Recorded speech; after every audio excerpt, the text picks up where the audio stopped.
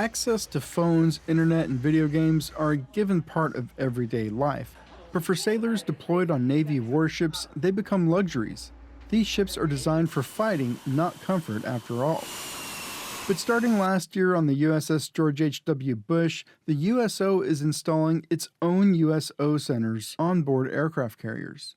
Captain Pete Reeby is the commanding officer of the Lincoln. He says the idea is to give sailors and Marines a space away from their busy work lives while at sea. This is all about taking care of our sailors, and Marines.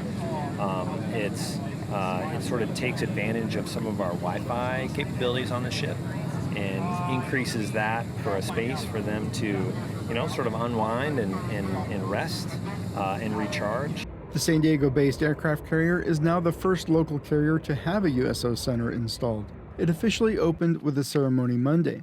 Over about a month and at a cost to the USO north of $200,000, what used to be the ship's library transformed into a cozy lounge. There's a small movie theater, several video game stations, soundproof phone booths, and even an artificial fireplace. Between the flooring and the paint and the decor, it's sort of a demilitarized zone. A sort of, it just screams homey comfort, not worship. The Lincoln's Lounge is the fifth such lounge the USO's installed on an aircraft carrier. The congressionally chartered nonprofit relies on donations to fund the shipboard centers. 60% of the Lincoln's crew are younger than 24.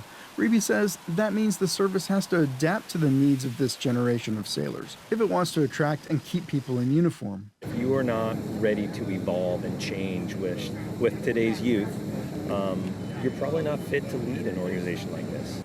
The USO says 3 more carriers will have centers installed this year. If all goes to plan, all 11 carriers will have their own USO centers by the end of 2025.